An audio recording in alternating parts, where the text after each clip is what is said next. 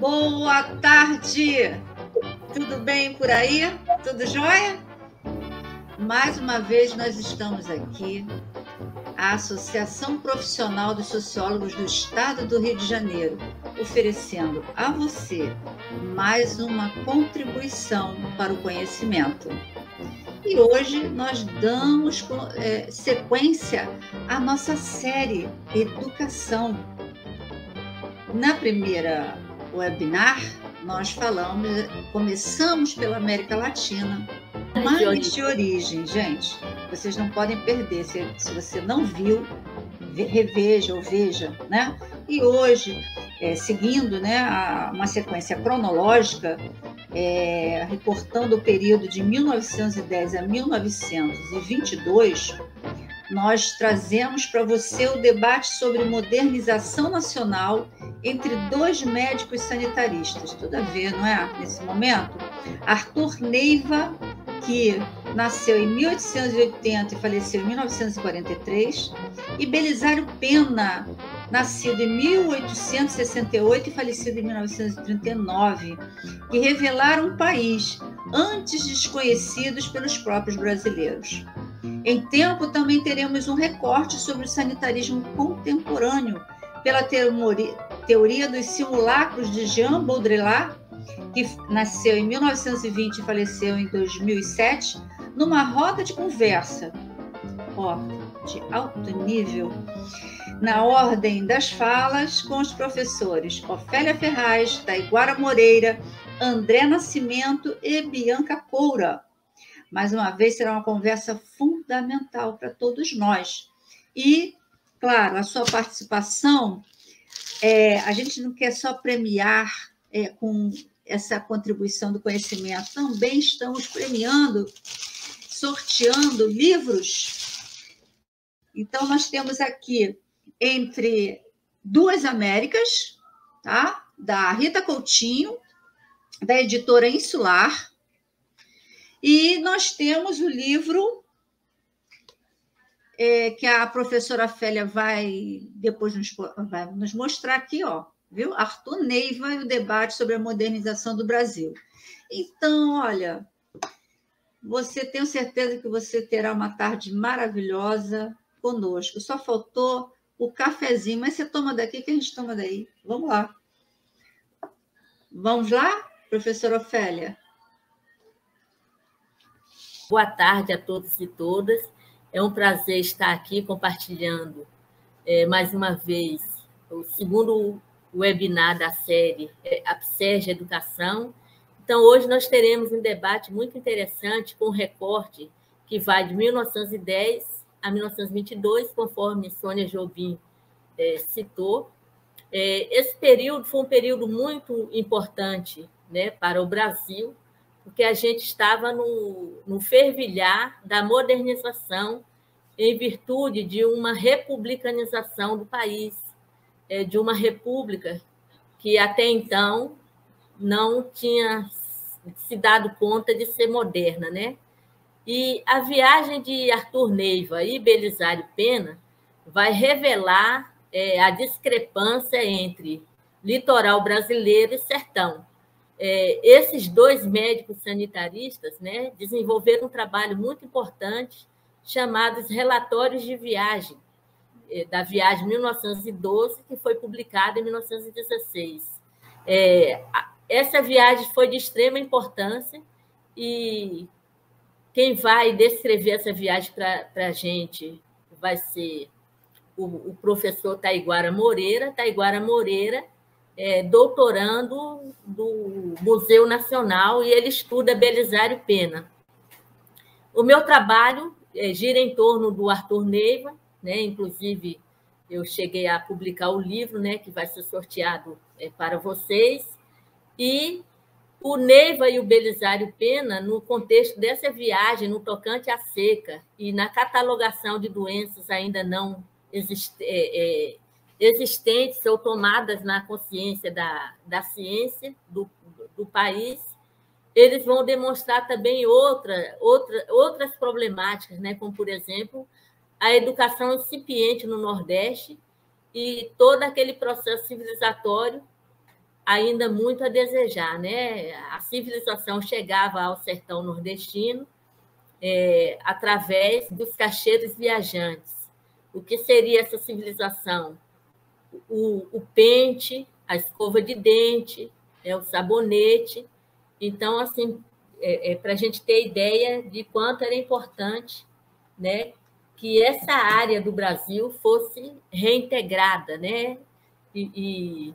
Então, assim, dentro do processo de modernização, né, no trabalho de Neiva e Pena, o Brasil, né, que era um país de exportação tanto do café quanto da borracha, né, que eram produtos bastante valorizados na época, nós chegamos a criar um brasileirismo que hoje está na boca de todo mundo, né, que se chama valorização. Esse brasileirismo de valorização significou, ou seja, ele estava ligado à economia do café. Toda vez que o café sofria, né, um valor diferente do outro, então eles explicavam usando esse brasileirismo que foi que ele apareceu no dicionário dos Estados Unidos como uma expressão criada no porto, na região portuária de exportação do café. Entre outras coisas, a gente vai poder observar, como, por exemplo, o grande amigo de Arthur Neiva, Monteiro Lobato, após tomar conhecimento, né, desse livro, que são os relatórios de viagem de Neiva e Pena, o próprio Monteiro Lobato mudou a ideia que ele tinha do caipira paulista, né, que é intitulado de jeca, né, aquele jeca preguiçoso, passou a ser lido como apenas uma pessoa que era doente, né, que estava acometido de doenças tropicais. Então, assim, a obra de Neiva e Pena ajudou a criar uma nova construção de país, né, de identidade nacional, de novas doenças, né, que foram catalogadas. Então, assim, é toda essa conversa que Taiguara vai trazer para a gente. O importante também acentuar, né, dentro desse contexto,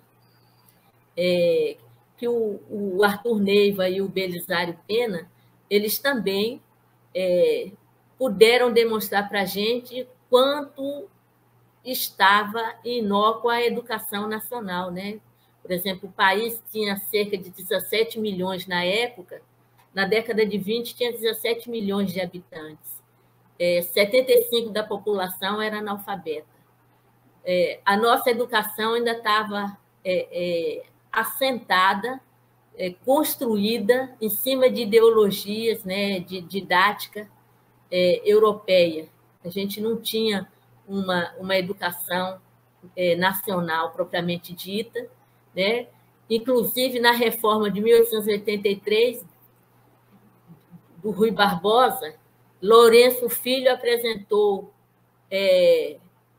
uma coletânea de 300 livros nacionais que poderiam ser inseridos na reforma educacional, e todos eles foram rejeitados, né? Porque a gente ainda bebia na cultura estrangeira.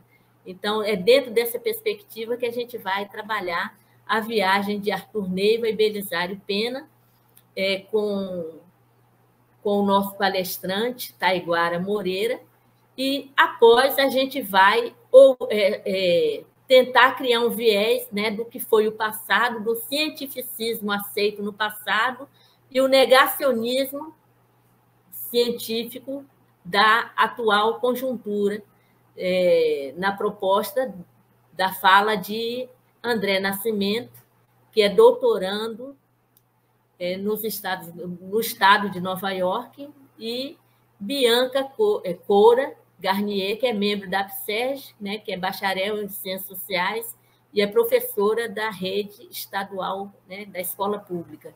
Bianca vai trazer a realidade que foi ser professor durante a pandemia 19 no Brasil. Então, agora vamos passar a fala para Taiguara. Muito obrigada aí e vamos seguindo.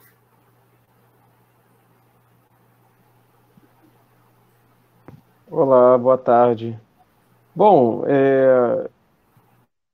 é uma tarefa um tanto complexa. Essa de.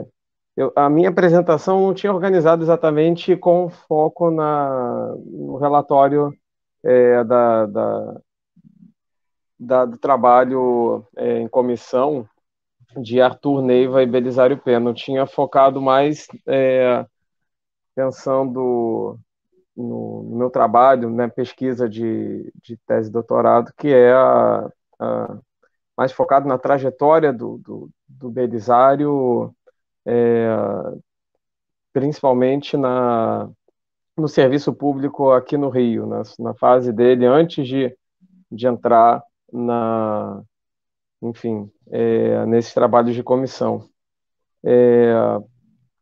Com relação a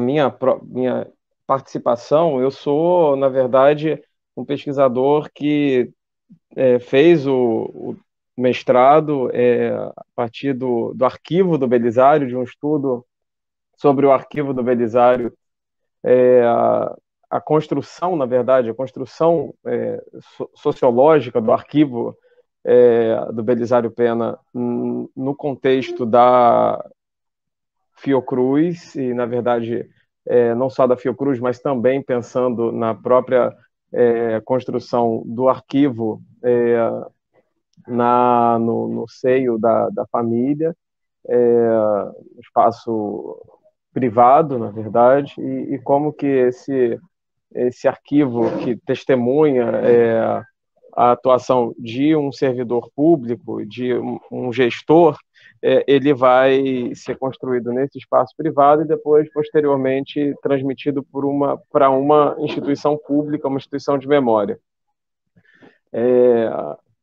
Então, foi assim que eu me aproximei do Belisário Pena, em 2014, e realizei uma etnografia em arquivos, aqui na Casa de Oswaldo Cruz, que é uma unidade científica da Fiocruz, e lá eu pude, enfim, não só analisar a documentação, mas também estabelecer diálogo com os pesquisadores, mesmo com familiares do Belisário Pena, que me ajudaram a reconstruir um pouco de como que foi essa construção da memória dele a partir do arquivo. No doutorado, então, eu passo a analisar até mais detidamente a trajetória social do médico, né? E dando enfoque à primeira fase dele, digamos assim, que é né, na verdade, a primeira fase no serviço público, na área de saúde pública, porque ele tem uma longa trajetória que antecede o ingresso no serviço público aqui no Rio de Janeiro. Ele é um médico de origem mineira, família veio de uma aristocracia, né, que se constituiu ali na região de Barbacena e Juiz de Fora, e ele antes de ser médico, né, de atuar na medicina social aqui no Rio, a partir do Rio de Janeiro, que era então o Distrito Federal, ele trabalha como político, trabalha como comerciante, como um empresário em Minas, do ramo de café, inclusive, enfim, teve uma firma de consignação na qual ele era sócio do pai de uma outra pessoa, e ele tem uma trajetória, então, complexa, enfim, que antecede o ingresso na saúde pública. E com as campanhas, né, a fase campanhista da área de saúde pública, que estava então se constituindo aqui no Distrito Federal, começa a acontecer processos seletivos para o Rio de Janeiro, para trabalhar no Distrito Federal. E ele é um dos médicos que vai ingressar num dos primeiros processos seletivos para Diretoria Geral de Saúde Pública, a DGSP, em 1904. E ele trabalha a partir de então na área de na área de inspeção sanitária, na verdade. Ele ingressou nessa função, né, de inspetor sanitário, e toda essa trajetória dele na inspetoria sanitária também se encontra no arquivo, ainda que seja curioso o fato de que digamos assim, o eixo da memória dele se constrói muito a partir das funções mais nobres dele nos cargos públicos da área de saúde, que são cargos que ele conquista posteriormente, depois, na verdade, das expedições, inclusive uma das expedições seria que ele colega do Arthur Neiva, né, a expedição ao norte, ao nordeste, mas houve outras também expedições, no qual ele acompanha, inclusive o Oswaldo Cruz, enfim, o trabalho em forma de expedição, comissão, né, foi muito comum naquele momento, até por conta desse contraste grande entre o que se tinha de instituição disponível no Distrito Federal e a ausência dessas instituições no interior. Então, esses médicos, a partir do Distrito Federal, eles se disseminavam em trabalhos por comissões em outras regiões do país. E isso revelava, né, aqui para o contexto do Distrito Federal, dados, né, uma representação sobre o país chocante pela ausência de Estado, de serviços, de condições, de uma população que precisava ser, né, digamos assim, dentro de uma ordem capitalista, precisava trabalhar, precisava ser funcional e as condições de saúde, de saneamento eram um dos principais fatores que tornava tudo mais difícil. Então, nos debates públicos que esses médicos animavam com os seus relatos de viagem, com as representações que esses relatos veiculavam, colocavam digamos assim, esse contraste, essa necessidade de maior intervenção na agenda. Mas isso sozinho não explica o fato de uma agenda ter, na verdade, sido consolidada, mas também outras questões, como, por exemplo, a própria pandemia de gripe espanhola em 1918 pode ser lida como um dos fatores que catalisou a reformulação, digamos assim, dos serviços de saúde pública, que vai dar origem ao Departamento Nacional de Saúde Pública, ao DNSP, em 1920, com a chamada reforma Carlos Chagas. Então, o Belisário é um médico que ele está num contexto privilegiado nesse momento, né, do início do século XX. Ele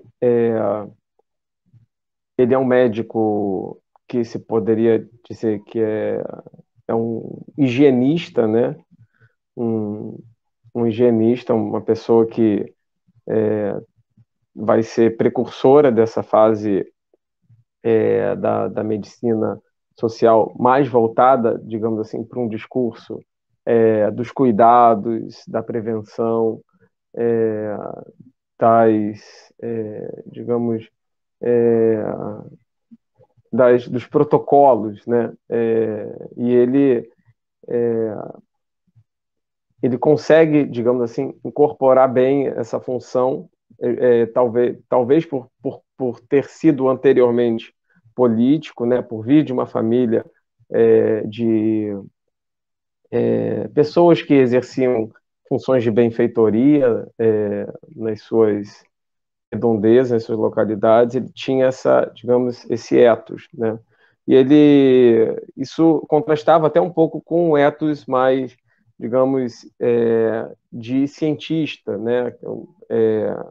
Um sentido mais cauteloso, digamos assim. Belisário era uma pessoa que conseguia bem se comunicar, um excelente comunicador, fazia prelações, falava em cinemas, falava em escolas, nos recém-criados postos, né, de profilaxia, e ele vai conseguir também se projetar por ser um grande comunicador. Só um minutinho, gente. E é isso. Eu acho que minha contribuição, até pelo que eu estudo, é muito mais focada na trajetória dele, e eu acho que existem elementos muito interessantes para abordar, e eu não queria esgotar tudo agora, e talvez deixar algumas coisas para a hora do debate. Junto com ele. Tá perfeito, Taiguara. Muito bom. Ainda, Taiguara, sobre a questão da viagem, né? À medida que a gente vai estudando, a gente vai aprendendo as coisas, sobre a questão de quem teria sido a autoria dos relatórios, se escrito por ambos, né? Por Belisário e Neiva, ou somente por Neiva. Aí eu aprendi, né, que o Neiva ele ficava muito voltado para questões, né, de científicas, né, como, por exemplo, abrir um bicho para ver se o bicho tinha verminose, enquanto que o médico sanitarista Belisário Pena era ele quem atendia a população. E o relatório ele é rico, né, de inúmeras doenças, né, da população, né, que eles encontraram lá na expedição. E isso nos leva a entender que, por mais que a escrita, né, tenha sido feita por Arthur Neiva, os resultados das doenças atendidas por Belisário Pena e registrada no livro faz com que o livro realmente seja de autoria dos dois. Sim. Outra coisa muito interessante também que a gente pode pontuar, né, que foi uma viagem intensa, né? Que eles percorreram, inclusive, né, eram 4 médicos, um auxiliar, um fotógrafo. Temos fotos, né, muito interessantes da viagem, que depois eu vou passar para a Sônia colocar, né, no vídeo, quando ele foi editado. Eu acho que isso é um aspecto interessante que a gente deve comentar, que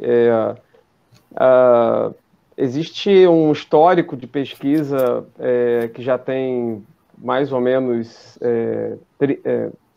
na verdade, 20 anos, né?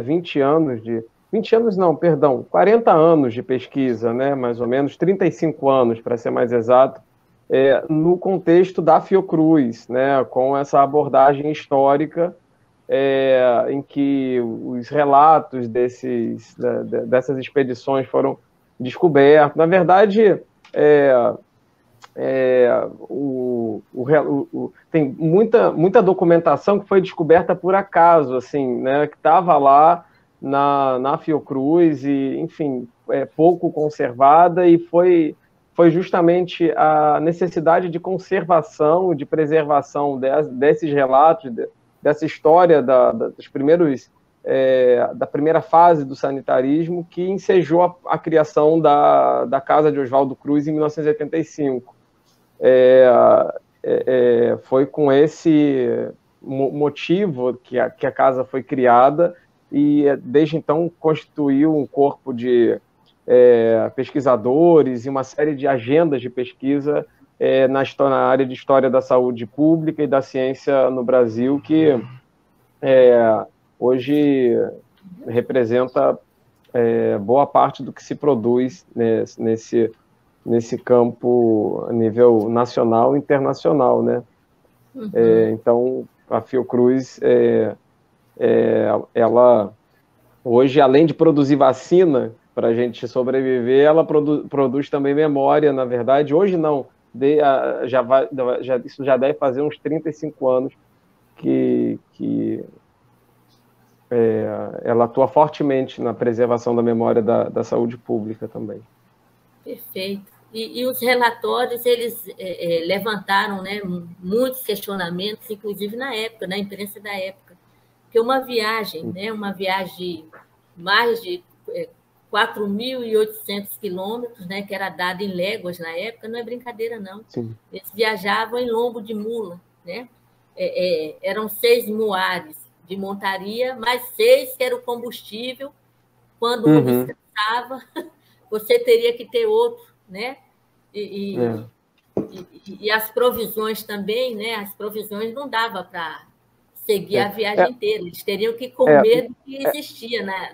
Mas, Ofélia, eu ultimamente eu venho fazendo um processo de análise a contrapelo um pouco dessa fase, desses relatos, porque esses médicos, na verdade, eles não faziam esse trabalho de comissão só por uma, digamos assim,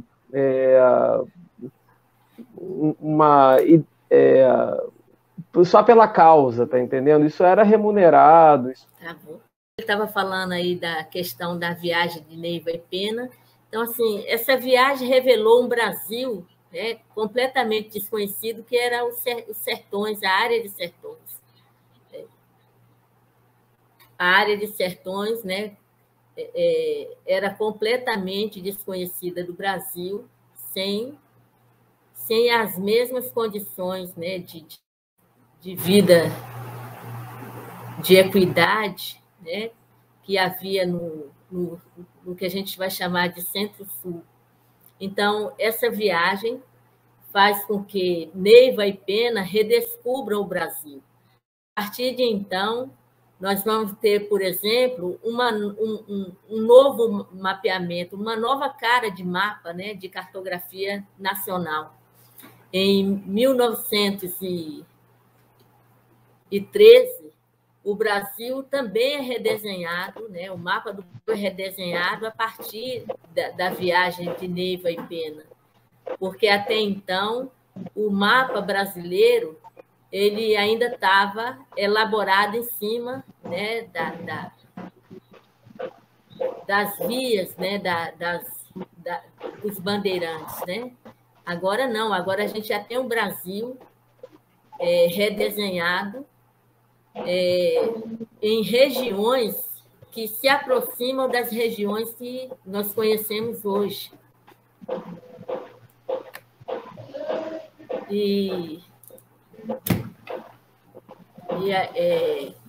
Vamos seguindo, então. Não sei se Taiguara vai continuar falando, Taiguara, seu pensamento, quando caiu aí a internet caiu, Taiguara estava colocando uma questão que eu não sei se ele vai retomar aí o pensamento dele, né? Taiguara? Não, aí na hora do debate, de repente, dependendo das questões, eu retomo um pouco aqui.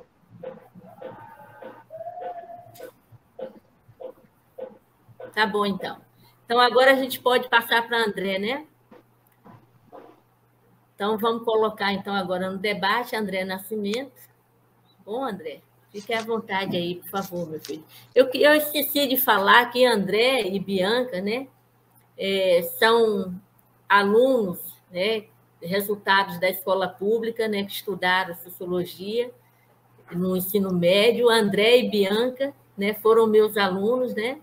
Bianca na Baixada Fluminense, no CIEP 175, José Liz do Rego, e André no Colégio Estadual Professor Fernando Antônio Raja Gabalha. Então, aí temos dois ilustres representantes, né, da escola pública. Hoje, André é aluno de doutorado, né? Bianca é socióloga e é diretora da PSEG também. Então, fique à vontade, André. Se quiser se apresentar novamente aí, fique à vontade. Não, tá perfeito, muito obrigado. Eu só queria dar o start aqui no cronômetro. Eu agradeço a todo mundo, agradeço a diretoria da APSERG, agradeço a fala do Taiguara, agradeço a Bianca, a Ofélia pelo convite. Eu vi o Wilton também, que é um grande editor meu, que me ajuda bastante com a escrita, com as coisas que eu tento publicar no Brasil. Inclusive, a fala que eu vou apresentar hoje é baseada num texto que eu escrevi para a revista Regite, que se titula Realismo Fake, que é Baudrillard, Covid-19, memes e o assombro comunista. E uma coisa interessante que eu gostaria de começar, pontuando a minha fala, é que a gente tem passado na Europa uma discussão muito interessante sobre a morte da teoria, que a teoria é um momento do passado, de que a gente não precisa mais pensar a partir da teoria porque existem outras coisas e que não se produz mais o novo a partir da teoria, porque é como se a teoria tivesse chegado ao seu ápice e que seria muito conectado com o fim da história. Eduardo Galeano, ele falava, né, que na América Latina as palavras não se encontravam com as coisas ou não se encontram com as coisas, que o problema justamente da nossa região é que as palavras e as coisas às vezes se esbarram, mas elas nunca representam o que é. Então a coisa nunca é nomeada. E o problema justamente de Che Guevara foi que Che Guevara conseguiu unir a coisa com a palavra. E, novamente, eu queria só dizer que a minha fala nesse momento não é uma fala de um especialista na área sanitária. Eu não tenho pesquisa da Ofélia e nem do colega Taiguara na área do sanitarismo. A minha pesquisa é na área da teoria. E o que é interessante é que, nesse debate, nesse conflito entre palavra e coisa, a gente vive um momento contemporâneo do pós-estruturalismo, em que a coisa se encontra com a palavra, mas a palavra não é suficiente para nomear a coisa. Isso é dizer, a gente está no momento da pós-teoria queer, onde as identidades se multiplicaram de forma extrema, ou de chamar a luz e de ser nomeado, e a importância de ser nomeado, a importância de ser reconhecido, mas o nome já não é suficiente. E a gente volta, então, com esse debate, a gente retoma Hegel, em que a verdade estaria em Geist, né? A verdade estaria se encontrada dentro do espírito, da fenomenologia do espírito, dentro dessa perspectiva teórica. Então, o que é interessante é que, para Hegel também, o nomear não é o suficiente, o nomear coisa não é o suficiente, porque existe aquela relação dialética de construção, de uma contaminação da coisa com o nome, do nome com a coisa. E por que isso é importante para se pensar a nossa questão sanitária no momento? Por que é importante para a gente pensar o que a gente tem passado no nosso momento político de violência contra a saúde pública? Justamente pela questão da produção de realidade, da produção de simulados, da produção de uma imagem que não é a verdade, mas é que ela opera como a verdade. E nisso Baudrillard é muito interessante, porque Baudrillard ele sempre dizia que é impossível distanciar a coisa do nome ou da verdade, da ficção, porque elas foram criadas, elas tiveram um nascimento contaminado entre si. Então não se pode mais separar uma coisa da outra. E isso, para fake news, seria um espaço de privilégio, porque não conseguimos mais desvencilhar a verdade da mentira da fake news.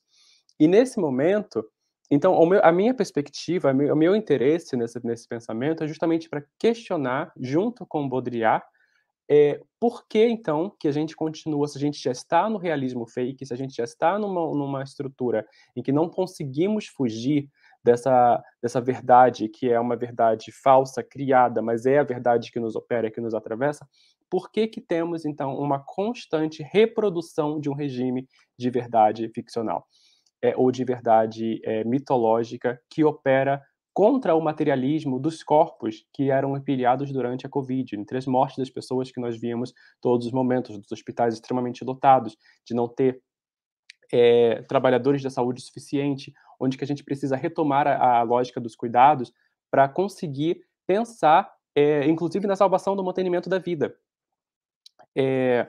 Então, é daí que segue a minha lógica, o começo da minha fala.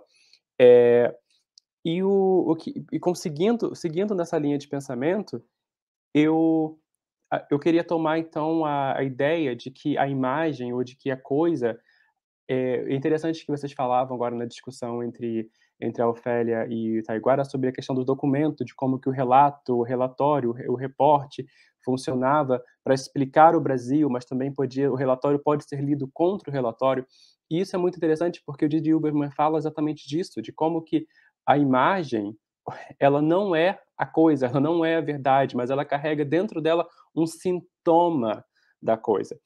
E isso que eu acho interessante para a gente falar sobre os memes, né? Porque o mito, até mesmo para Lévi-Strauss, ele não é necessariamente a mentira, mas ele é a contradição da sociedade que entra em conflito e se gera uma outra discussão.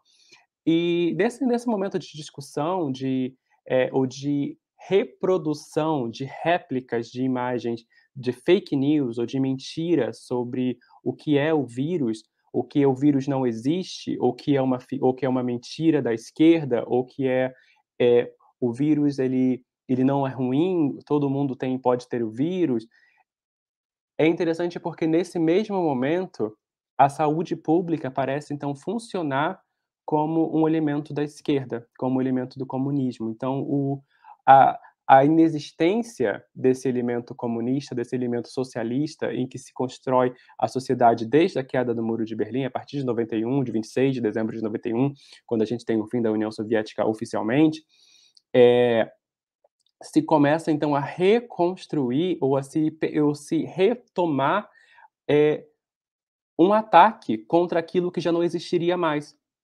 Então, um elemento do passado parece irromper nesse presente, e eu quero só controlar o meu tempo para não falar demais, parece irromper nesse presente, e esse presente continua, então, sendo rearticulado a partir da lógica de que o realismo fake, de que o realismo do simulacro, da mentira contra a verdade, ele se retoma a partir daquilo que já supostamente não existiria mais.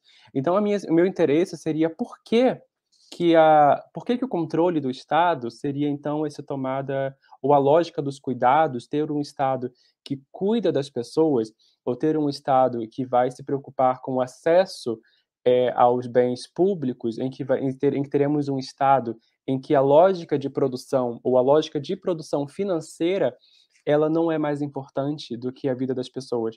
Por que isso, então, acaba sendo retomado como um discurso do comunismo? E o que é muito interessante, porque é uma lógica de verdade, que nossas verdades são articuladas e são cambiadas para se pensar a partir dessa perspectiva do realismo fake, é que, por exemplo, o Mark Fisher, nesse ponto, é muito interessante, porque quando a gente pensa há 40 anos ou há 30 anos, pensar em um Estado privatizado ou terceirizado era inimaginável. A gente não conseguia pensar em um Estado que fosse entregue para a cooperativa privada, ou para a iniciativa privada. A gente tinha um Estado que precisava ser forte justamente para manter o nacionalismo, para se manter as estruturas de base, inclusive para a própria exploração. Mas com a virada neoliberal, o Estado precisa passar a entregar os seus recursos para a iniciativa privada. E nesse processo, o que é muito interessante é que o que era impossível vira única opção. Por exemplo, a educação, que sempre foi do Estado, sempre foi obrigação do Estado, era impossibilitada ser um objeto da iniciativa privada.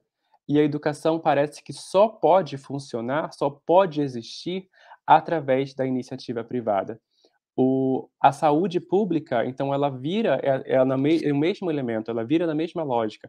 A saúde pública não pode existir se ela não for um elemento privado, porque custa caro demais, o Estado não pode pagar. Então, o que a gente começa a ver é que o impossível vira o único real dentro do realismo capitalista. E o interessante que a Covid traz diferente é que se a gente falasse, eu falo isso no meu texto, que se a gente falasse há 5 anos que mandar trabalhadores para uma fábrica que tem uma bomba que pode explodir seria impossível, isso seria no plano do ilógico. Mas dentro da Covid, durante o momento da Covid, especialmente no primeiro momento, em que o negacionismo surgiu de forma intencional, parece que a única opção seria que os trabalhadores vivessem trabalhando dentro de uma fábrica com uma bomba em potencial explosão. Então não existia outra opção, porque a lógica seria ou ele trabalha dentro da fábrica que pode explodir ou ele morre de fome, como se não houvesse outras possibilidades dentro desse confronto, em que o Brasil criou diferentes bilionários, criamos, eu acho que 30 ou 40 novos bilionários, ao mesmo tempo que víamos pessoas morrendo de fome. A gente via corpos acumulando, a gente viu que as favelas não tiveram o mesmo acesso aos bens e serviços ou a mesma distribuição do que a classe média, que pôde trabalhar de suas casas. E se criava dessa lógica de que tudo pode parar menos a produção. A produção é o mais importante, que a produção, nesse ponto, acaba sendo mais importante do que a vida, que a gente pode, então, sacrificar a vida humana para poder não parar a reprodução do mercado. E essa não é uma lógica alternativa, essa vira a nossa única possibilidade. E, ao mesmo tempo, então, os discursos que tomam ou que tentam reconstruir essa narrativa de que não é possível, sim, em que a gente pode pensar em redistribuição, a gente pode pensar em uma rearticulação em que a vida ela é mais importante do que o capital, ela vira, então, uma ameaça comunista, ela vira uma ameaça socialista. Então, nesse momento, nesse conflito, nessa guerra estética, o realismo ou o simulacro de Baudrillard, então ele para de perder a função, porque ele já não se sustenta em si. Ele encontra um castelo de areia próprio, em que a própria história do simulacro se desmonta, e ele precisa, então, atacar aquele elemento que supostamente já não existiria para ser reabilitado, como se a possibilidade da história ou da reconstrução, da retomada dessa história de um viés socialista ou comunista fosse pior do que a vida anterior. É por isso também que a gente é tomado, muito antes, inclusive, da pandemia, por imagens de distopia. Os filmes, Fim do Mundo, todos os zumbis, todos os monstros, parecem mostrar que não é que não temos mais alternativas ao capitalismo, mas é que a alternativa ao capitalismo é pior do que o capitalismo em si. Então, é interessante ver esse confronto, esse conflito imagético, mas o que é esperançoso desse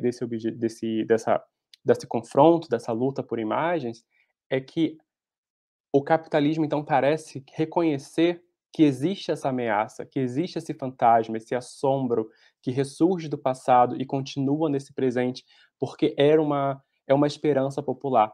Porque a gente não consegue se manter, a gente não vai conseguir ter um futuro dentro da nossa exploração, das nossas condições de saúde. Vocês que são especialistas em perspectiva sanitária, a gente sabe que muitas das nossas doenças enfrentadas pela população mais pobre são doenças sanitárias, são doenças causadas pelo empobrecimento da população.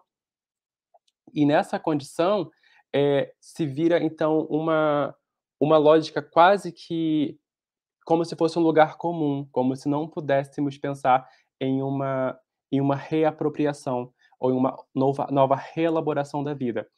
Então, acho que é nesse caminho que o meu texto tenta se direcionar, porque acabamos, então, vivendo numa lógica em que é muito bonito a gente ver a romantização ou a ideia de resistência, ou as nossas canções de resistência, inclusive da periferia, é como se fosse naquela ideia do vulcão de Kant, né, que a gente vê é muito bonito ver o sublime, porque o vulcão em erupção é o sublime, mas estar debaixo do vulcão em erupção seria a sua própria morte.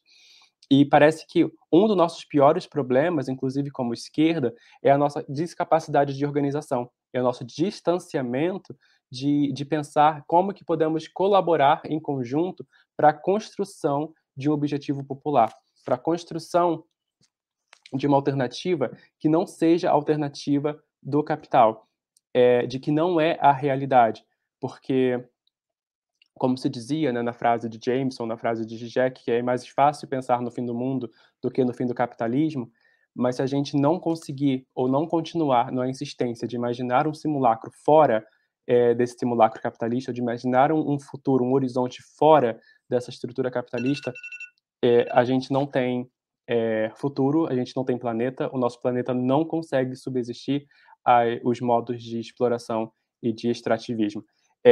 Eu espero que eu tenha conseguido fazer uma intervenção útil para pensarmos a perspectiva sanitária, a perspectiva de saúde pública brasileira contemporânea dentro da Covid, mas eu também estou muito aberto para a gente seguir essa discussão durante as perguntas e respostas. Perfeitamente. O que é mais interessante é a gente pensar, como, por exemplo, doenças que a gente pensava que já estavam erradicadas, elas continuam aí, principalmente na periferia das grandes capitais, né? Eu dei aula para alunos ainda com leishmaniose. Eu presenciei uma aluna aqui na Zona Oeste que tinha leishmaniose. Eu dei aula para aluno com lepra, com tratamento de lepra, né? E aqui na região de Jacarepaguá, ainda pessoas são acometidas pelo Schistosoma mansoni, né? que é do mal da barriga d'água, que é muito comum na região Nordeste, né? Que foram doenças catalogadas por Neiva no Alto do Sertão. Então, assim, não era só a febre amarela que assolava o Brasil, eram muitas doenças, e essas doenças ainda assolam o Brasil, e o mundo foi tomado agora pela Covid-19, e o Rio de Janeiro está em surto, né, de gripe H1N1. Então, assim, a gente está vivendo um período que a gente não sabe se nunca mais vai se livrar da máscara, né, que a gente ainda sai na rua de máscara, ainda não está liberado, porque a pandemia vai e volta. E você tocou numa coisa muito interessante, que o Josué de Castro já dizia, né, que quem mata não é a doença, é a fome, né? Então, assim, se você não tem uma população bem assistida, né, que tem uma alimentação adequada, a primeira que vai sucumbir é ela, né? Então, assim, a gente está vivendo um período, né, de um Brasil que coloca, né, no seu horário nobre que o agro, né, é a melhor coisa do mundo, sem levar em conta que o agro não é só o agronegócio, né? O agro que é relativo à terra, né? E agricultura, a cultura de plantas alimentícias, nós temos a agroecologia, nós temos a agricultura urbana, né? Nós temos a agricultura familiar. Então, tudo isso é necessário para que o brasileiro tenha uma boa alimentação. Então, a gente não pode fazer uma apologia a um tipo de economia que muitas vezes nem comida põe no prato do brasileiro, né? Comida para exportação sempre foi, como a gente começou falando aqui. Totalmente, Ofélia. Eu só se eu posso fazer uma pequena intervenção, a gente está nesse momento em que o Brasil para de utilizar a carne para o mercado internacional, porque atores que antigamente não utilizavam ou não compravam o mercado da carne passam, então, a comprar, então, o mercado da carne, né? Uhum. E nesse momento, então, que esses atores param de comprar ou interrompem a compra com o Brasil, os nossas grandes empresas de bovinas, né, de mercado da carne brasileiro, elas estocam, elas congelam a carne para que a gente não tenha acesso, para que as pessoas não possam ter acesso à compra da carne. Então a gente vê que não é uma crise de falta de material, mas é uma crise logística, é a perversidade do mercado em que o lucro ele sempre é na frente da população. Então a gente tem e o que é difícil também é conseguir pensar que a gente não vai conseguir convencer essas pessoas de que elas precisam ter uma moral, ou uma moral produtiva de cuidado com o mercado nacional. Não é na lógica da conversa que a gente vai conseguir convencer a essas pessoas que estão...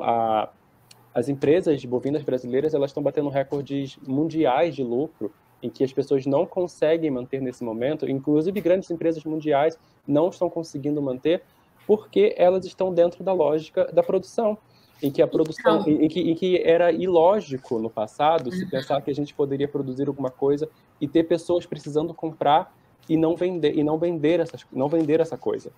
Pois é, André. Não é à toa que o brasileirismo, valorização, nasceu aqui a partir da economia do café, né?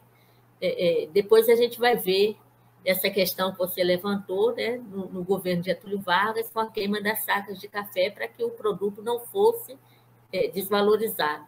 Aqui tem uma pergunta de Sônia Jobim, né, que não há preocupação com a população e não prescindem mais do que quantidade de trabalhadores. Este é o momento de se repensar a própria existência do Estado.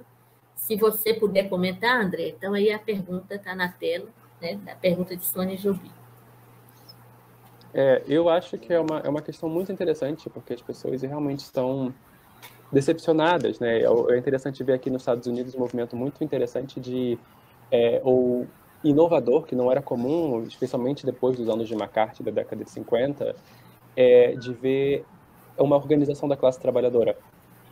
Então, a gente tem visto um movimento, inclusive trabalhadores do Starbucks conseguiram fazer do sindicato. A gente tem visto grandes greves das produtoras de cereal, da Kellogg. Então, é muito inovador ver esse movimento a partir desse lugar de desespero, de coação. E eu não sei, talvez a gente consiga... Eu acho que é interessante pensar nesse questionamento do Estado, mas sendo da América Latina, é difícil chegar nesse lugar de questionamento do Estado, porque não ter o Estado foi a nossa realidade mais comum, né? Ou ter a ausência do Estado é a realidade mais comum dentro da América Latina. O que a gente precisa pensar, pelo menos nessa primeira etapa, é de pensar em um Estado popular, pensar em um Estado do povo, em que a gente consiga organizar onde os proletarizados, não apenas proletários, mas as pessoas proletarizadas, porque é difícil até dizer proletário, porque a gente tem uma massa de desempregados tão grande que não consegue, inclusive depois da República, né, em que a gente tem em 1888 a abolição da escravitude, em que a gente tem uma massa da população negra que não é permitida aceder ao mercado industrial, porque o Brasil começa também a trazer... Tinha muitos problemas, né? O Brasil não tinha a industrialização avançada, a gente tem depois a teoria TMD, né, que é a teoria marxista da dependência, de que a gente vivia um modo de capitalismo dependente, ou uma extensão colonial. Então, a gente tem muitas pessoas que não chegaram a chegar a esse estado de ser um proletário. Então, é mais interessante a gente pensar na proletarização. Mas eu acho importante, antes de a gente conseguir questionar a existência do Estado, é importante a gente conseguir reafirmar uma soberania nacional, onde que as pessoas realmente possam ter um Estado popular, um Estado do povo, como a Rússia nos dá o exemplo de democracia do proletariado.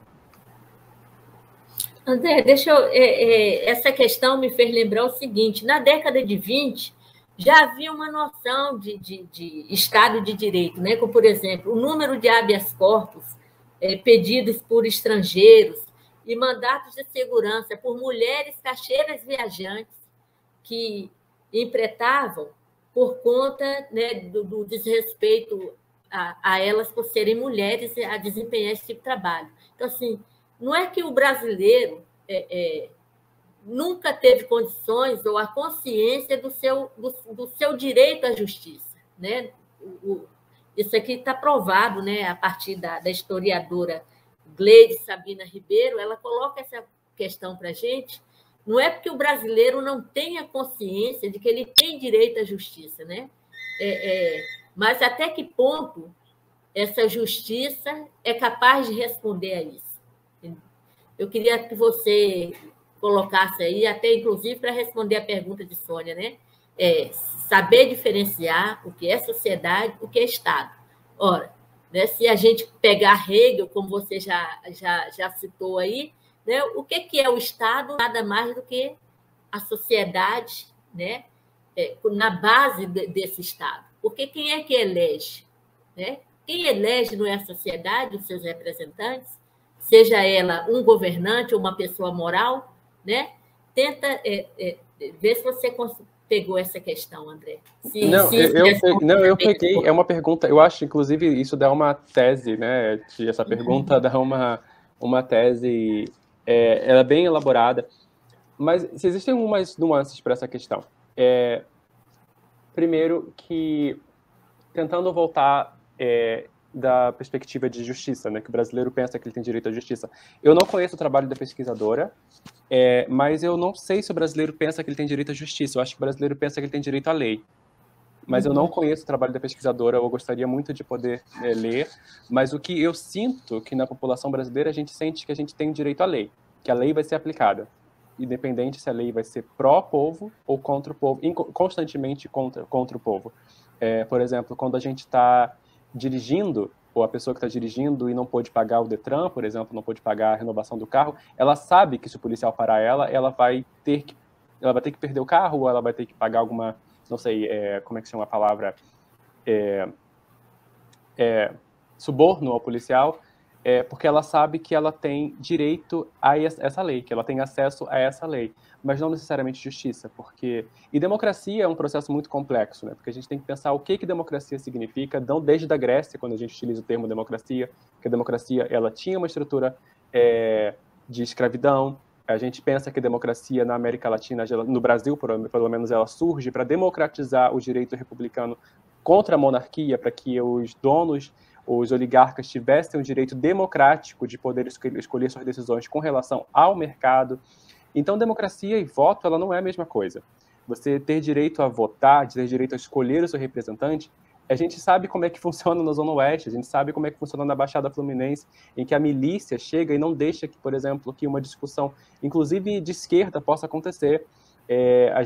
Você não pode colocar a placa de determinado partido político, porque a milícia não permite que essas discussões cheguem a esses lugares.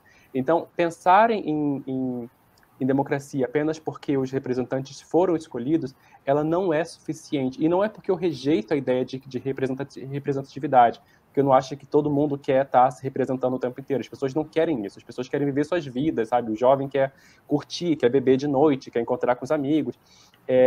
Mas o problema, ele é porque a democracia é muito mais ampla. Por isso que a gente precisa radicalizar a nossa lógica de democracia. A gente precisa ter democracia de tempo, democracia de saúde, democracia de comida, democracia de educação. E não apenas democratizar, como muitos comentadores eles insistem, de ampliar o direito, vamos construir mais escolas. Não adianta construir escola se não tem professor. Não adianta se tem escola se a educação é precarizada desde dentro. Então, pensar a democracia é também pensar, por exemplo, que na ditadura e a democracia elas funcionaram de forma muito similares para a proteção do capital. Então, enquanto a ditadura protegia, porque era uma ditadura empresarial, civil, militar, ela protegia os interesses do capital, a democracia ela brinca com o direito social de modo em que você acredita que você tem o direito, mas ao mesmo tempo em que você não tem o direito porque empresas têm mais direitos do que pessoas, em que a pessoa jurídica vale mais do que a pessoa física. Então, é preciso, Ofélia, inclusive, radicalizar a ideia de democracia, a ideia de cidadão, e pensar como que a gente pode criar um humanismo radical, um universalismo localizado, em que as pessoas possam, desde as suas diferenças, também ser com a igualdade, porque é importante a gente pensar de como que não é apenas não apenas porque a gente quer ser diferente, porque a gente precisa primeiro construir uma forma de igualdade coletiva, em que o outro tenha direito a comer, sabe? Em que crianças não estejam escrevendo cartas para o Papai Noel pedindo carne no Natal. Então, enquanto a gente tiver essa lógica, a gente não pode acreditar numa democracia que apenas representa o voto. Porque a democracia que representa o voto elegeu Jair Bolsonaro, ele foi democraticamente eleito e a gente, como esquerda, não pode questionar isso. Mas a gente precisa questionar quais são as lógicas que estruturaram a democracia da exclusão. E, inclusive, em uma discussão com o Schmitt e muito mais, mas eu não quero tomar o tempo dos companheiros que vão falar depois, da companheira. Teve uma pergunta aí da Célia, antes tem uma de Sônia, né? Volta com a de Sônia aí, Jô. O voto foi uma criação do liberalismo que se mostrou na prática a legitimação do domínio da elite através da falsa liberdade do voto, pois com o voto não veio a educação política. E agora a de Célia, coloca a de Célia aí, Jô, fazendo favor.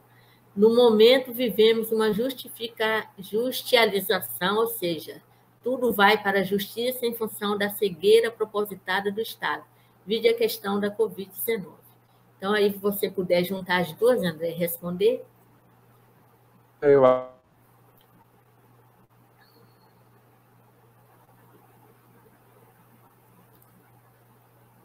Desculpa, acho que eu estava no modo... Estão me ouvindo? Não, eu acho o comentário da Célia e da Sônia muito pertinente. Eu concordo muito com a Célia que a gente vive esse momento em que tudo vira no plano do judiciário, né, da justiça. E eu acho que existem pontos positivos e negativos, justamente porque quando a gente tem esse problema de representação, onde que a representação funciona para a bancada BBB especificamente, né, para a bancada da Bíblia, da bala e do boi, então a gente consegue, por exemplo, ter no STF, que é essa força também completamente reacionária, muito problemática em muitos aspectos, mas que tem ajudado a manter dinâmicas de direitos muito interessantes, sabe?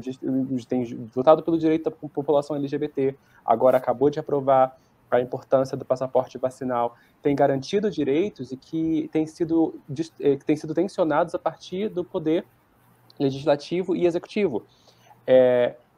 Então, é importante a gente pensar também no que a Sônia comentava com relação ao direito ao voto, porque votar, se você não tem as condições materiais para você articular como que esse voto vai ser pensado e como que vai ser gerido, porque a gente não vai conseguir convencer, como eu dizia antes, Ofélia, de que o dono da empresa de boi que ele vai vender carne para o mercado nacional, mesmo tendo pessoas buscando osso.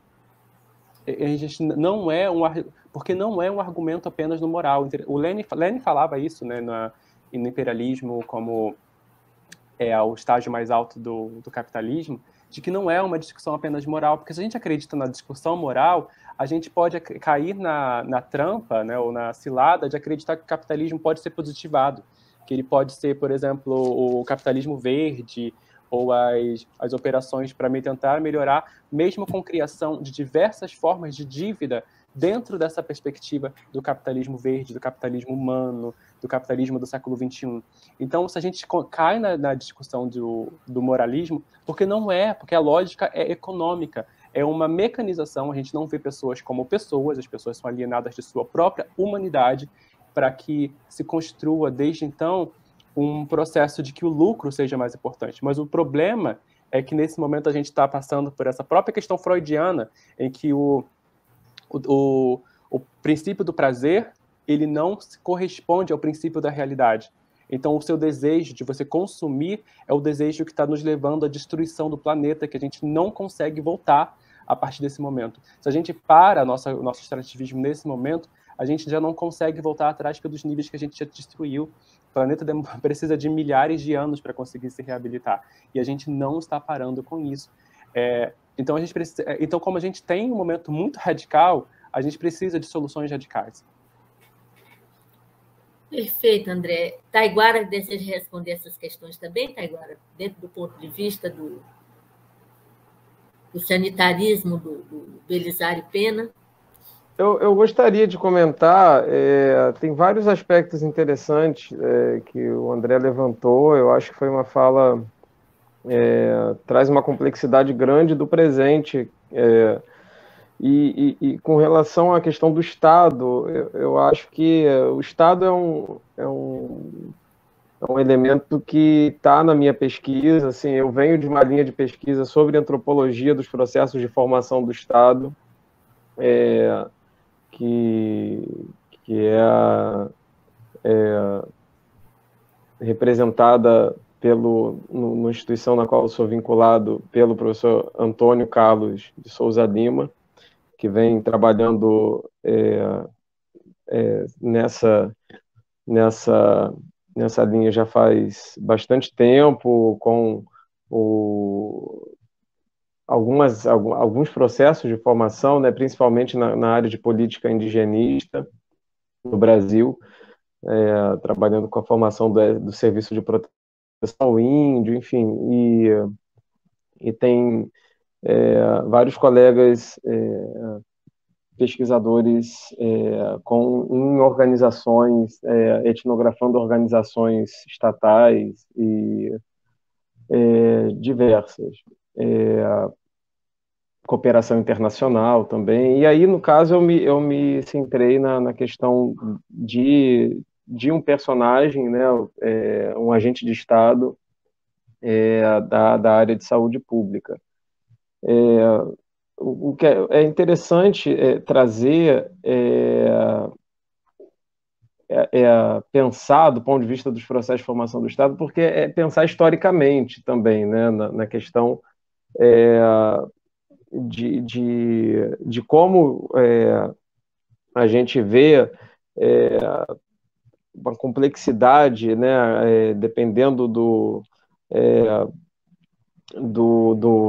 período histórico, muito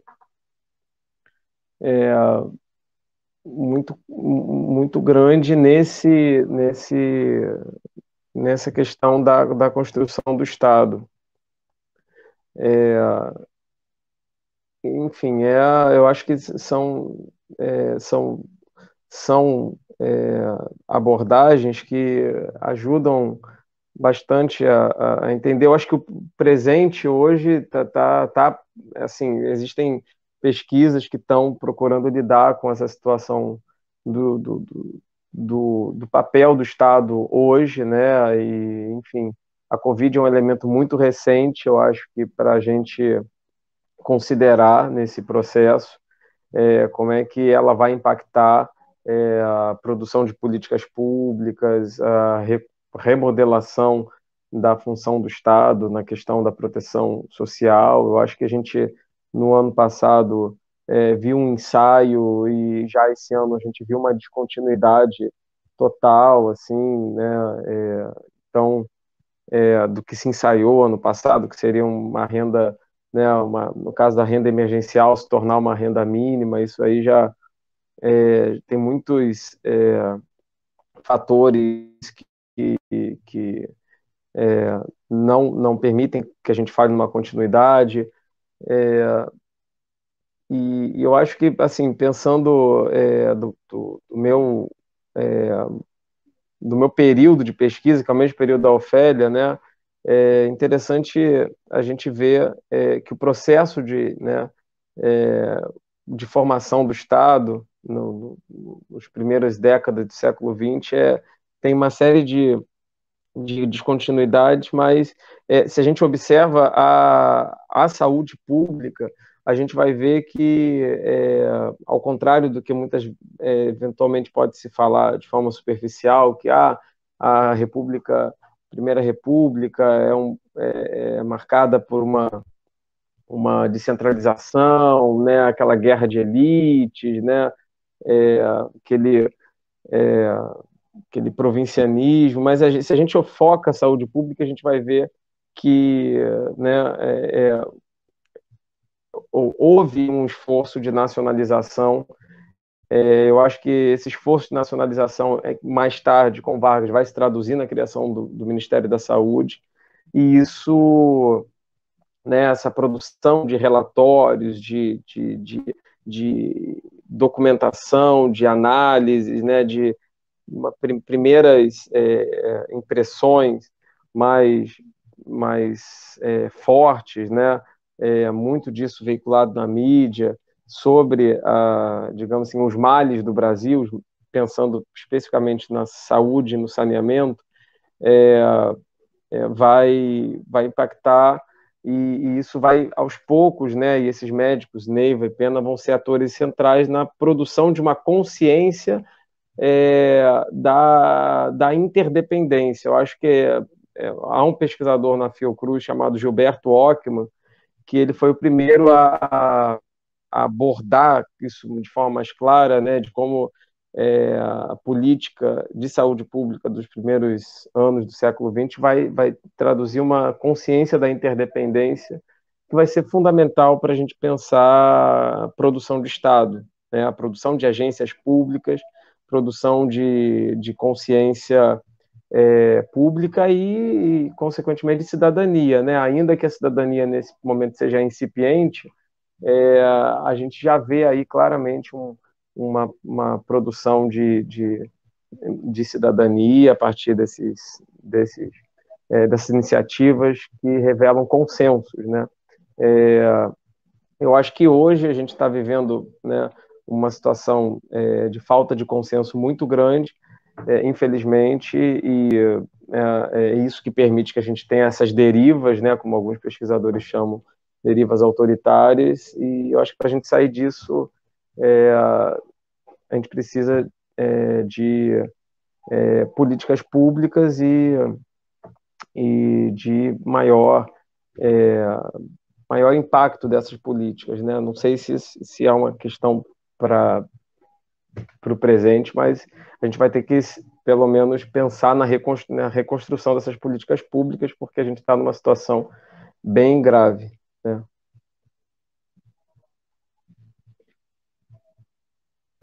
Perfeita, Iguara. Eu vou passar a palavra agora para a Bianca, né? Para a Bianca trazer o cotidiano do professor do ensino médio na escola pública, mediante a Covid-19. Boa tarde a todas e todas e todes. Um prazer estar aqui, né, representando a APSERG e a escola pública, né? Eu trabalho no Colégio Estadual André Maurois, que fica localizado no Leblon, e ali a gente tem, assim, alunos da Rocinha, do Parque da Cidade, de várias regiões, né, tanto da Zona Sul do Rio de Janeiro, Zona Oeste, Baixada Fluminense, então é um público muito grande, né? E pensando, assim, em saúde pública e educação, né, foi falado pelos colegas, assim, que me antecederam, a gente vai pensar nesse contexto pandêmico que a gente está vivendo agora, do vírus, né, do Covid-19, e eu queria iniciar falando, porque quando a gente traz esse contexto pandêmico, a gente vai falar de evasão escolar, a gente vai falar de exclusão, né, de estigma, a gente vai falar da diferença gritante que fica entre econômica e social, entre ricos e pobres, né, estudantes da escola pública, da escola particular, né, e vai falar sobre fome, vai falar sobre miséria, o aumento do desemprego, isso tudo tem a ver, né, nesse contexto da doença e tudo mais, escola pública. E aí eu queria retomar aqui uma fala do ministro da Educação, o Milton Ribeiro, né, não é mais ele, né, não é isso? É outro, né? É isso, gente? Bom, mas tem a fala dele aqui, né, que ele afirmou à TV Brasil que na universidade deveria, na verdade, ser para poucos. Nesse sentido, ser útil à sociedade, foi isso que ele falou. Então, ele defendeu que as verdadeiras vedetes, protagonistas do futuro, sejam instituições federais capazes de formar técnicos, né? Então, ele continua aqui. Tem muito engenheiro ou advogado dirigindo Uber, porque não consegue colocação devida. Se fosse um técnico de informática, conseguiria emprego, porque tem uma demanda muito grande, né? Então, essa foi uma entrevista que ele deu para o Sem Censura, né, na TV Brasil, TV Cultura. E aí a gente falando sobre... Tem tudo a ver com Bourdieu, por exemplo, né? Bourdieu vai falar sobre a escola e escola e a reprodução das desigualdades sociais. O Jean-Claude Persson vai falar sobre que a escola tem essa função, né, de transformadora, de ser transformadora, né, e nela também tem essa reprodução, né, e vai reforçar as desigualdades sociais. E Bourdieu vai falar sobre esse espaço, que esse espaço, a escola, é esse espaço da reprodução das desigualdades, né, a própria estrutura da sociedade, né, e da transformação e da transferência de capital. Bourdieu vai falar isso. Então, nesse contexto pandêmico, a gente vai realmente fica em evidência, não é que trouxe, que tornou, que estava oculto, que estava obscuro, né? Não para a gente, não para os intelectuais e os profissionais de educação que já trabalham há algum tempo, né? Com essa realidade, mas evidenciou o abismo do acesso à educação entre ricos e pobres no Brasil, né? Então, a Covid evidenciou mesmo, né, a questão da evasão escolar, que já existia, sim, né, mas que agigantou, né? Ei, Bianca, tem como você falar da sua experiência como professora durante a pandemia, como foi, tanto no ensino remoto como o retorno às aulas presenciais? Sim, sim. Então, mas eu queria pegar esse contexto da evasão, né, que está falando da Unicef aqui, né, o Fundo das Nações Unidas, que traz um dado sobre evasão escolar no Brasil durante esse momento. Esse dado aqui foi publicado no dia 6 de outubro de 2021. E fala que no Brasil, que a evasão escolar no Brasil atinge 5 milhões de alunos. Mas durante a pandemia do Covid-19, esse número aumentou 5% entre os alunos do ensino fundamental e 10% no ensino médio. Então, qual é a realidade assim, que eu posso trazer como professora da escola pública, né, sobre isso? Eu vou falar até sobre a evasão escolar, porque agora eu estou no presencial, né, desde o dia 25 de novembro eu estou no presencial, com alunos assim que antes da pandemia estavam no 8º ano. Então, eles passaram 2 anos aí, né, e de repente caíram assim de paraquedas no 9º ano. Eu estou falando isso porque a gente teve um ensino remoto, sim, um ensino híbrido e tudo mais, imposto, colocado para a categoria, sem nenhuma discussão, minimamente sem nenhuma discussão. Foi imposto, colocado goela abaixo. Então, a gente precisa, é bom evidenciar isso, né? Mas a situação da escola está cada vez mais pior, né?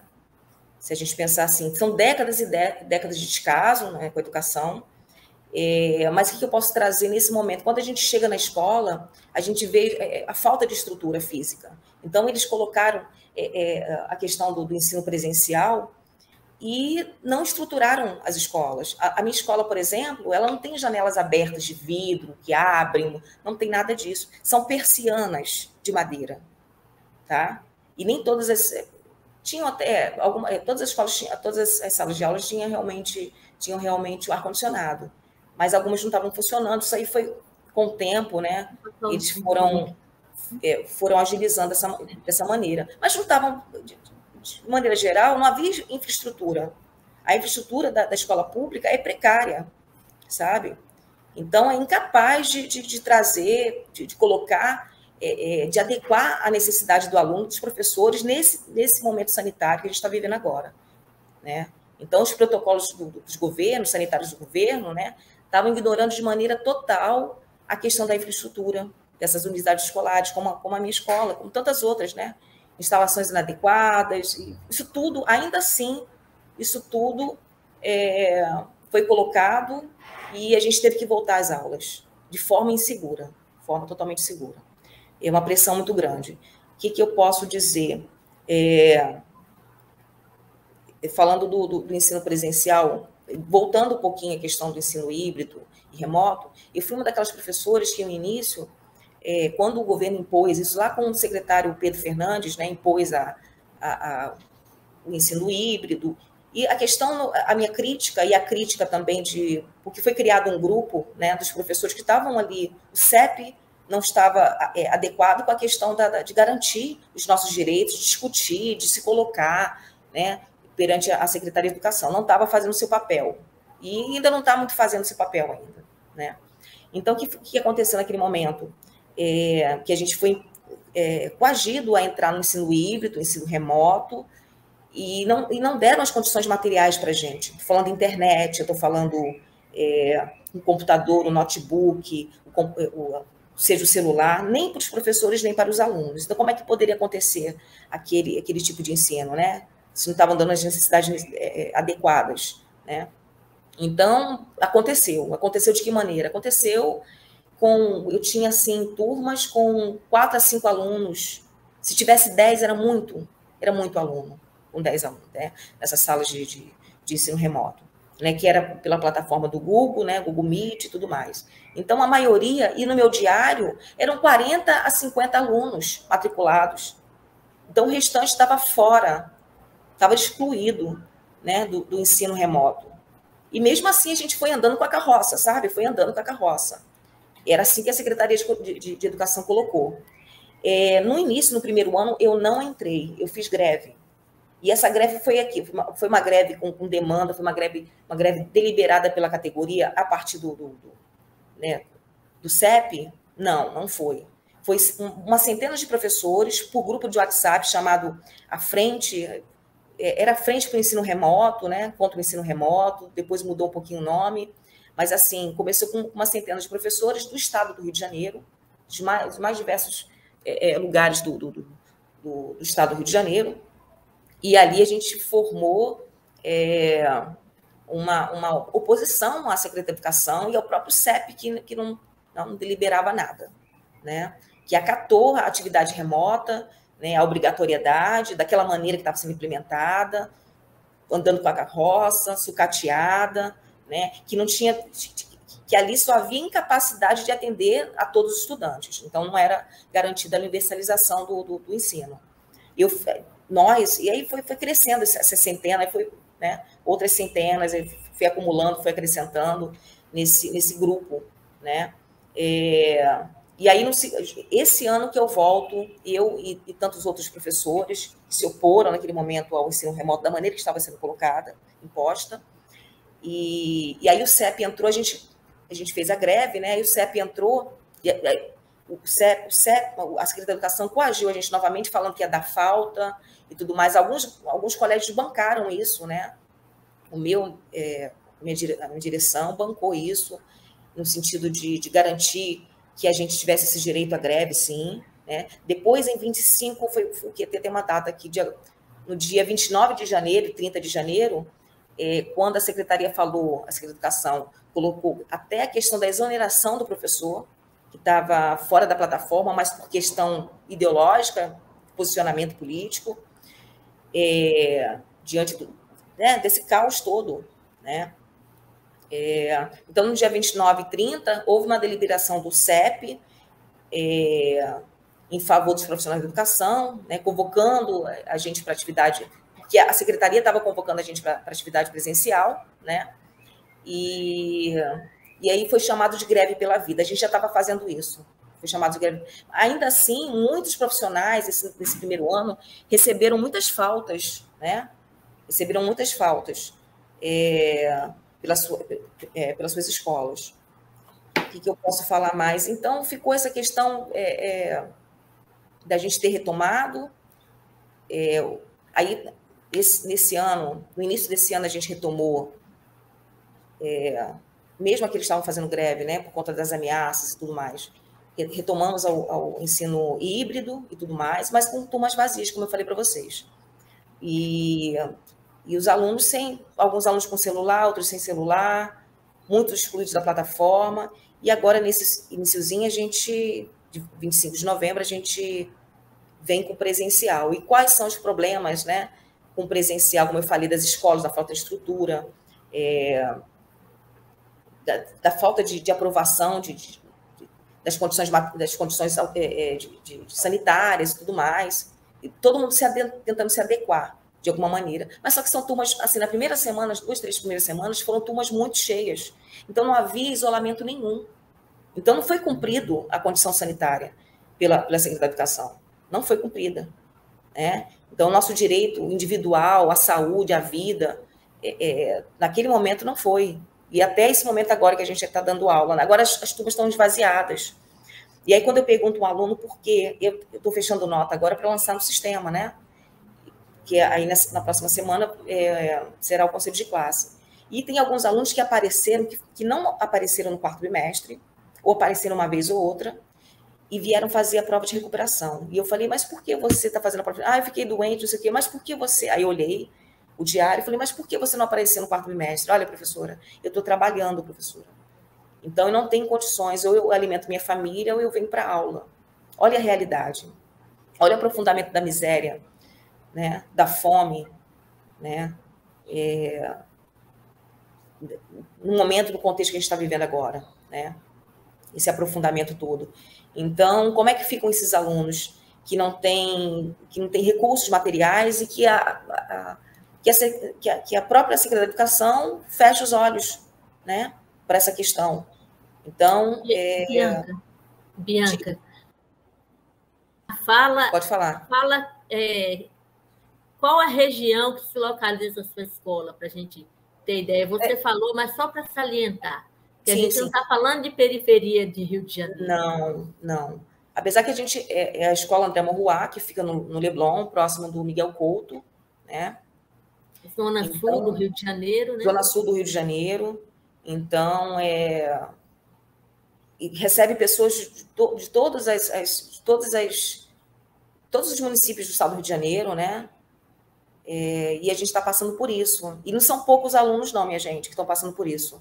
Estão trabalhando, né, e estudando, tá? Mais trabalhando do que propriamente conseguindo frequentar as aulas.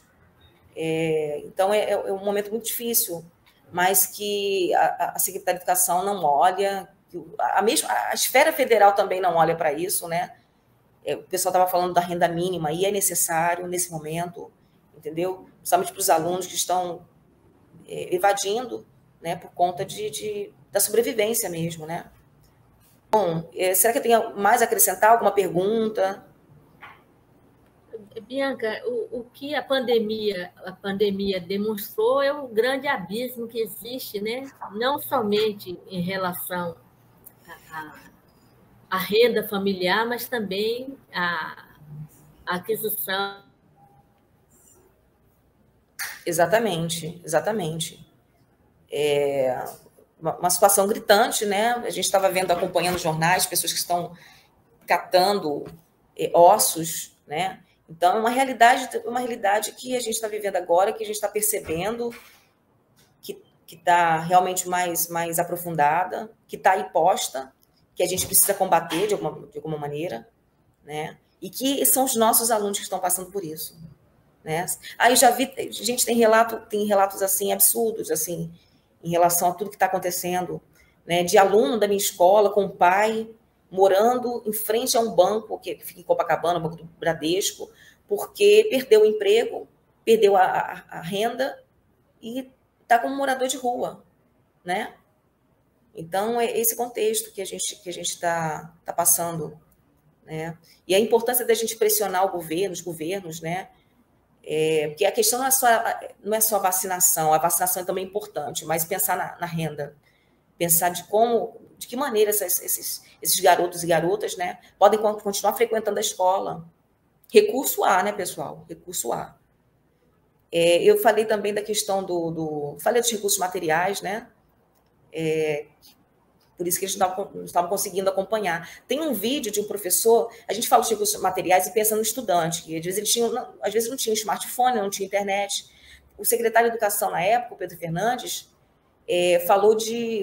colocou na mídia, e parece que, quando coloca na mídia, parece que a gente realmente foi ofertado isso para a gente. Chip de internet. O professor vai receber chip de internet, e o aluno também. Isso de maneira nenhuma aconteceu, tá? Eu tive no início desse ano, só para falar da questão da falta de recursos tecnológicos, né, sendo ofertada pelo governo. Eu tinha um computador muito velhinho, de mais de 5 anos, e aí em junho desse ano ele pifou. Então eu fiquei 2 dias sem dar aula, né? Um dia inteiro sem dar aula, no outro dia consegui.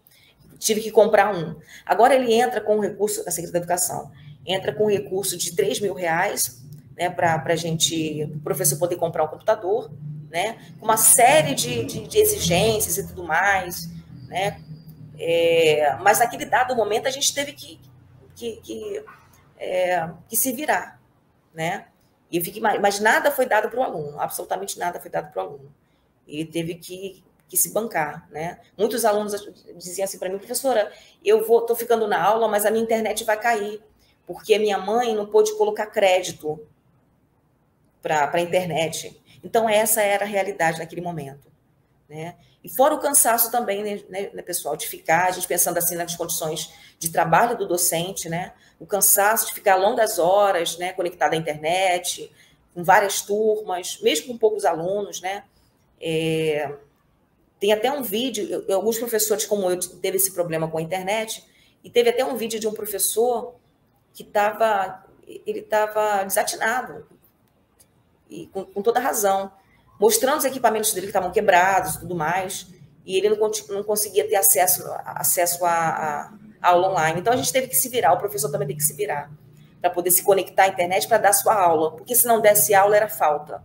Falta e ameaça de exoneração. É isso. E a exigência também da gente... Eu perguntei uma vez para minha coordenação, para o meu diretor, né, naquela exigência toda, antes da gente fazer a primeira greve, de que como é que eu ia dar aula, porque meu computador estava muito ruim. Aí, será que a gente teria que dar aula pela tela do celular, né? E o aluno ter aula pela tela do celular? Então, isso não é uma maneira de aprender, nem ensinar nada, né? É isso.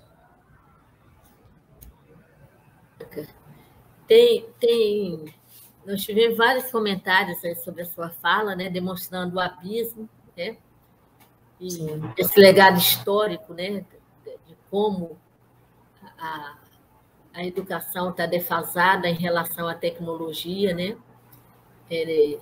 isso dentro de uma escola na Zona Sul do Rio de Janeiro. E você imagina o que é a periferia, né, a periferia aí, os grandes cantões, o que a gente começou falando, né, do chamado sertão, né, que seria o lugar, né, destituído do que a gente chama de todas as condições sociais. Tem uma fala da professora Lutgard que eu acho que o André poderia responder, né? Se Joana pode colocar aí a fala da professora Lutgard novamente, e aí André poderia responder essa fala, depois Taiguara e Bianca também, se quiser comentar. Bianca pode até comentar, se quiser, tá bom? Está dentro da fala de Bianca também.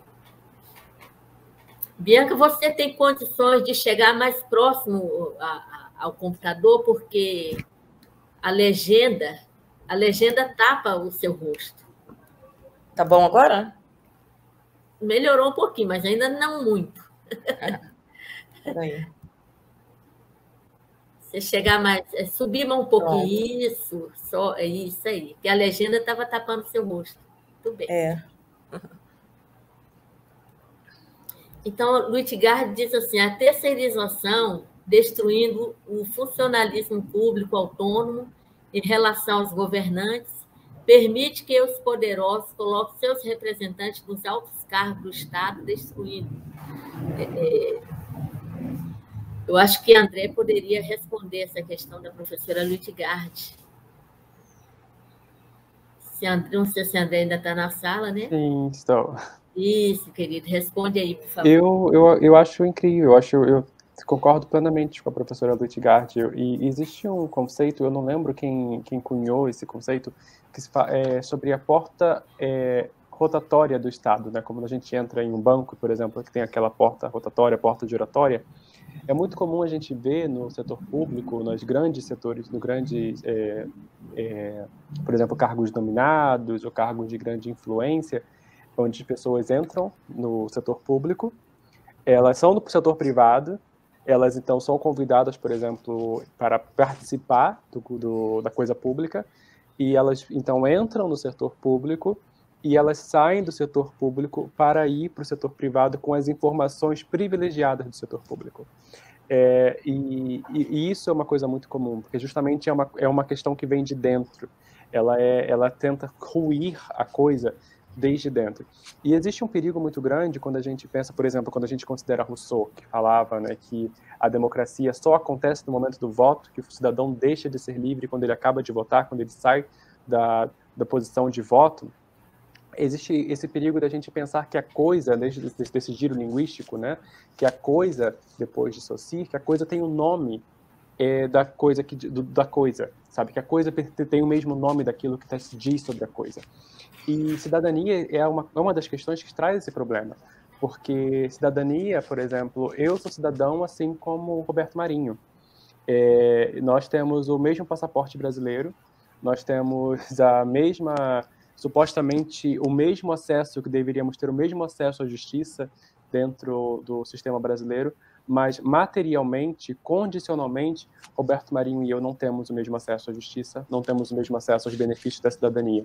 E isso, existem 2 antropólogos que falam sobre isso, que é o James Holston e a Teresa Caldeira, e eles falam muito sobre o Brasil, né, eles são antropólogos especializados no Brasil, sobre cidadania diferenciada, em que a lógica da cidadania ela é construída a partir da lógica de alguns que são cidadãos mais do que outros. Por exemplo, quando a gente pensa na ideia de que... E isso pode ter usos positivos e negativos. Por exemplo, quando a gente vai ao banco e existe a pessoa que... por exemplo, a gente sabe que o idoso, a pessoa com deficiência física, ela tem prioridade, seriam usos, então, positivos da cidadania diferenciada. Mas quando a gente pensa que existe, pelo menos na lei, né, que pessoa com educação superior, ela tem direito à célula individual, uma coisa que não existe nem mais na prática, mas durante muito tempo foi uma forma de exclusão, porque a maior parte da população que teria acesso à educação superior era a classe média, a população negra, a população indígena, a população racializada, a população empobrecida não teria acesso à educação superior, dirigindo, então, um direito legal a uma pequena parcela da população. Então é muito difícil a gente considerar, é importante a gente considerar, é muito difícil a gente pensar que a cidadania também é um acesso universal, equalizador de todos nós. Por exemplo, a Nova República, ela surge com o extermínio de Canudos, né? Ela surge com esse momento de massacre. Então, é importante a gente pensar e lutar a partir desde do objetivo do Estado, porque o Estado, ele não nesse momento eu acho que eu entro um pouco de tensão com Hegel, né? Porque o Estado não é uma lógica fora do povo, né? Existe uma contaminação, uma lógica dialética de que se constrói o Estado a partir do povo, e é importante a gente lutar desde o Estado para trazer o Estado para as pessoas, para que a gente consiga construir um Estado que seja um Estado popular, dentro com Mariátegui, de pensar um nacional popular, onde a gente consiga que as pessoas que foram excluídas historicamente tenham acesso a exatamente o que a Bianca falava, super importante na fala da Bianca, de que como que um estudante, que supostamente todos nós deveríamos ter acesso a poder ter a aula pela internet, que não era igual, sabe? O aluno do Santo Inácio não teria o mesmo problema. Mas o aluno do Raja Gabaglia teria esse problema, o aluno da periferia, o aluno inclusive da escola da Bianca, bem localizada, supostamente na Zona Sul do Rio de Janeiro. Então, a gente precisa pensar e tensionar as lógicas de cidadania diferenciada para alguns e lutar junto dentro da máquina pública para que o Estado seja repensado de uma abordagem popular. Então, agora a palavra está com Taiguara, para depois a gente fazer as considerações finais, tá bom? Sobre essa questão, Taiguara. Não, eu acho que realmente o marco da Constituição de 88 é a da cidadania, né? Uma cidadania que legalmente nós tivemos afastados durante quase todo o século XX, né? Que então reconhecida ali na Carta de 88 e uma ideia de universalização, né, dessa condição de cidadania, a própria questão do acesso à educação, a criação do SUS, enfim, são elementos para a gente considerar como grandes conquistas, né? Não, nada aconteceu também espontaneamente. Só você ver também toda essa tradição do sanitarismo dos anos de 1920, para você ver que a construção é longa, né? E muitas descontinuidades, mas a gente vê que em 88 há uma consolidação de lutas históricas, né? A própria questão das comunidades tradicionais, depois quilombolas, indígenas, né? Você tem ali, e isso voltando agora, questões que foram conquistadas nos anos, né, na Constituição de 88, voltando agora a serem conquistas a serem questionadas, colocadas numa situação de fragilidade, enfim.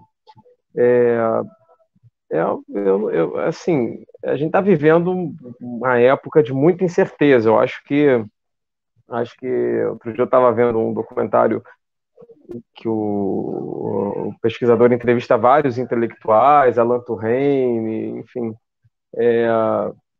Acho que a característica principal é de uma incerteza, né? Acho que por mais que a gente veja, tente imaginar, digamos assim, imaginar um futuro com alguma,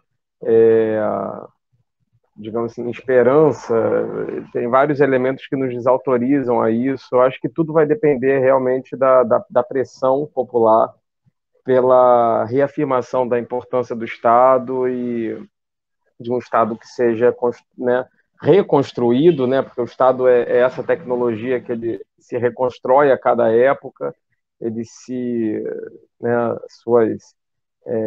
digamos assim, seus feixes, né, de relações, ele se recompõe, e para a gente hoje é necessário que saiamos dessa visão muito institucionalista, de achar que o STF vai limitar um executivo funcionando de forma mais autoritária, e ficamos sempre numa expectativa legalista. Eu acho que é importante uma visão da cidadania mais participativa, mais direta e pautada nos movimentos sociais. Acho que só eles hoje nos salvam dessa deriva, né?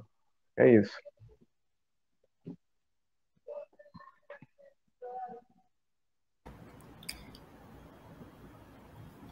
Oi.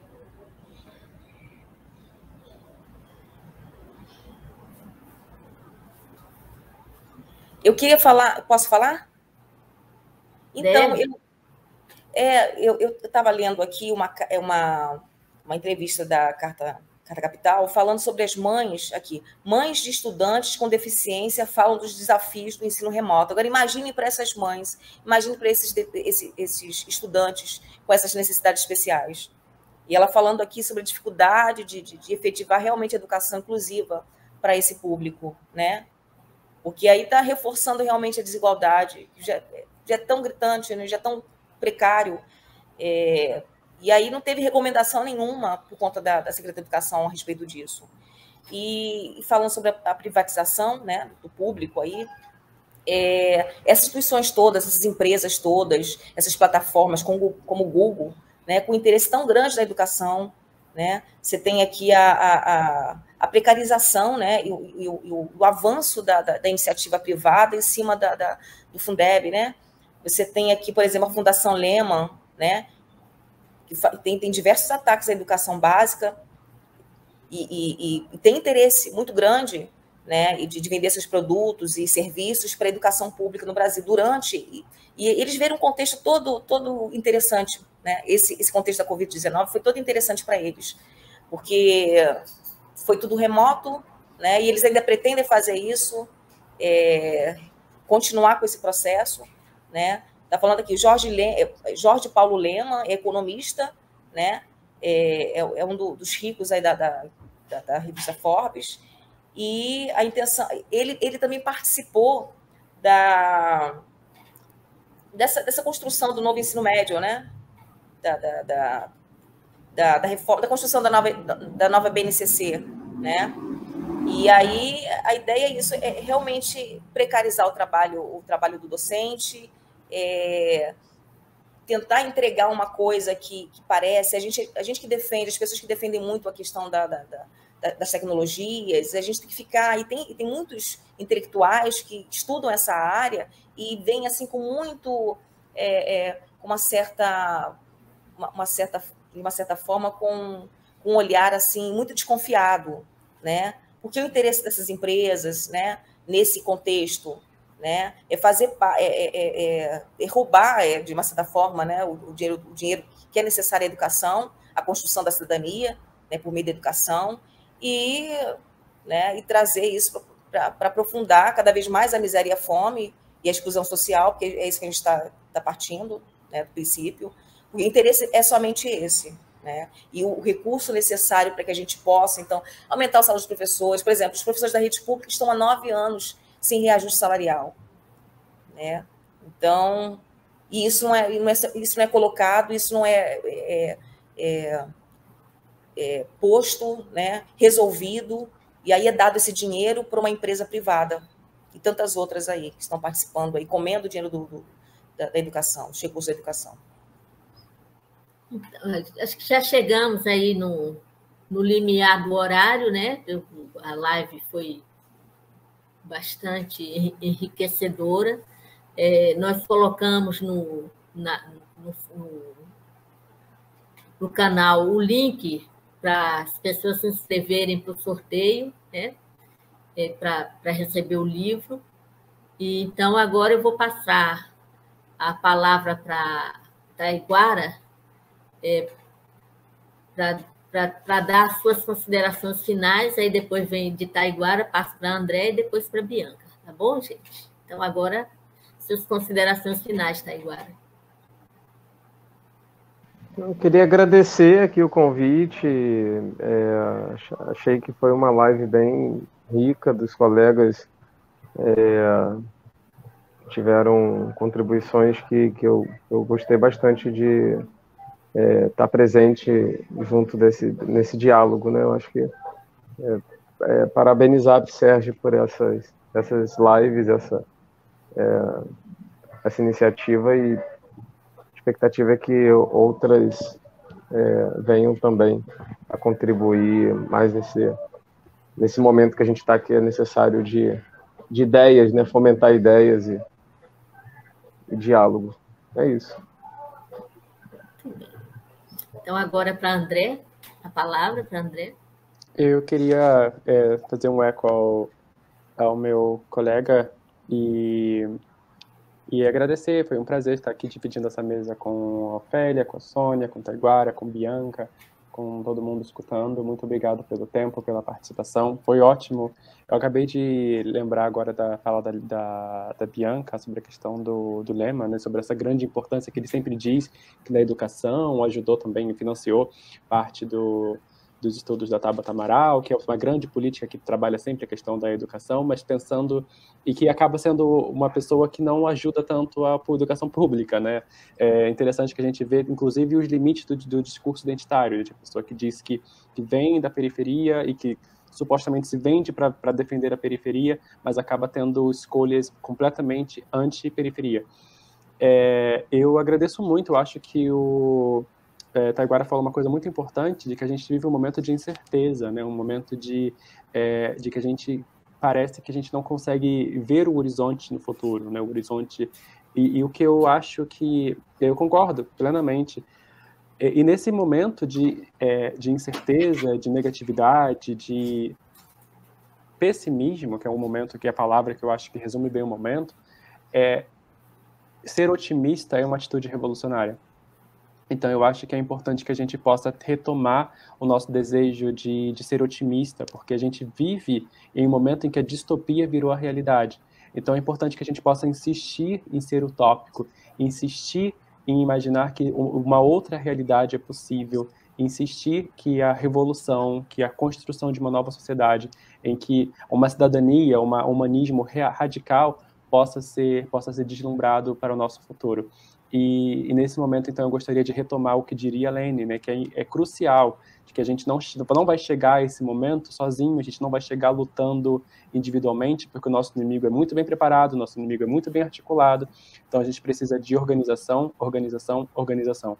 A gente precisa estar junto, trabalhar com nossos sindicatos, trabalhar nas nossas parcerias de base, trabalhar nos nossos partidos políticos revolucionários, que é muito importante a gente retomar a importância do partido no momento brasileiro.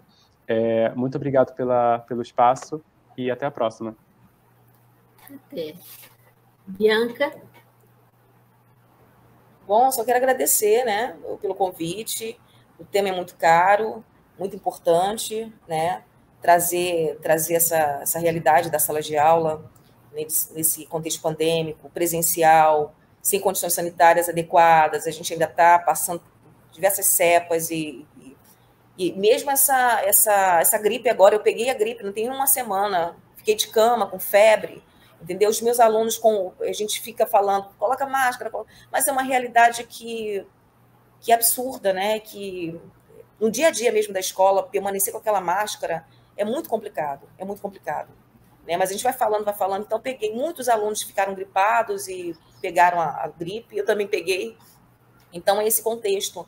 E é bom lembrar aqui que eu estava falando da Fundação Lerman, mas também tem a Natura, tem o Instituto, a Associação Bem Comum, né? Todo mundo querendo implementar um programa de implementação de internet na escola, de alfabetização, essas parcerias público-privado, né? E aí, a intenção é ajudar a educação. Será que é isso mesmo? Né? Claro que não, né? Então, a gente tem que abrir os olhos para isso e combater com todas as forças nessa entrada da iniciativa privada dentro da escola, dentro da educação, né, competindo pelos nossos recursos, né, e colocar o recurso no lugar adequado, né, na construção da sociedade, da cidadania. Né? É isso. Um prazer. Obrigada. Então, Bianca, eu tenho muito a agradecer a Bianca, a Taiguara, a André, e sua fala é bastante interessante, né, com relação a isso. Em 1913, você lembrou, né, essas instituições, a Fundação Rockefeller, a educação é tão importante que levou a Fundação Rockefeller a investir, né, na América Latina, né, de tão importante que é a educação, ou seja, de tão lucrativa que é a educação, né? Essa aí seria a melhor fala. Então, não é uma coisa de agora, é uma coisa de antes, né? A privatização de todas as instituições é um lema que não é atual, ele sempre existiu ali paralelo e ele faz parte do grande projeto do sistema capitalista, né, que é colocar a grande mão invisível em todas as coisas, né? Então, assim, a luta que nós temos, né, de todos esses, né, ativistas, né, políticos, desses intelectuais orgânicos, é resistir. E uma das melhores resistências, como André falou, é o otimismo, né? A gente não pode perder o otimismo. Se a gente deixar de acreditar no futuro, e aí que a gente entregou de bandeja, né? Então é isso. Agradeço muito o meu amigo Taiguara, né? Que é meu companheiro de pesquisa, né? Então a sua contribuição foi fabulosa também, Taiguara. E falar com as pessoas se o formulário, para preencher o formulário, se tiver interesse em receber o livro. Então é isso. Agradeço a Sônia pela colaboração, a Joana e a Yasmin, a presença de todas as pessoas que participaram da live, a professora Lutgard, Célia, né, Ernesto, Joana, e teve um amigo também aí que entrou, né, nos cumprimentou, né, que agradeço a ele também. Então, uma boa noite, né, para todos e vamos seguir em frente. Muito obrigada por tudo, todos vocês. São amigos diletos.